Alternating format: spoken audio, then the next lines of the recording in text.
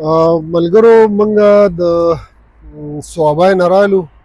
محمد عابد خان را سره د نړیوالې پښتو ټولنې صدر او روان یو د تاڼه ادبي ملګرو یو غونډه را جوړه کړې ده چې کم شاعران ادیبان چا کار کړی دی او چا شعر لیکلی دی او چا کتاب چاپ کړی دی نو د هغوی د حوصله افزای دپاره یو غونډه را جوړه کړې ده او په هغې کې ایوارډونه به ورکوي.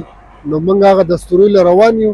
اوس موږ د سوات موټروی د ټنل نه راووتو او دا د په ډېر زبردست ډېر ښکلی سفر وشو او ډېر خوند وکړو. موسیقي هم په لاره واورېده، ګپونه مو لګول او لا به مخکې هم خیرې ګپونه.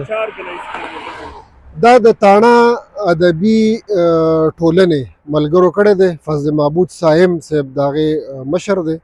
نو هغوی دا پروګرام را جوړ کړی دی، نور هم ورسره بلا ملګري دي او زما په خیال چې دا یو ډېر ګټور او ډېر ښه ګام دی ځکه چې حوصله افزایي شاباشي دا ډېر لوی کار کوي چې څوک څه کار وکړي، یو ښه کار وکړي، یو ښه عمل وکړي او په هغې باندې هغه ته شاباسي میلاو شي، د هغه حوصله افزایي وشي، نو هغه د هغې نه نور هم هڅه کوي د ښه کار کولو. نو زه دا ډېر ګټور ګڼم او ډېر ښه ګڼم او دغه شان نورو ټولنو له چارچاپېره ډېرې زیاتې ټولنې زمونږ په دې صوبه کې د پښتو ادب دپاره کار کوي. نو په کار دا دی چې دغه نورې ټولنې هم د تنقیدي غونډو د مشاعرو سره سره د شاعرانو او ادیبانو د حوصله افزایۍ دپاره دغه شان غونډې را جوړوي. نو دا ډېرې زیاتې ګټې لري. نو بس ځو به که نه که خیره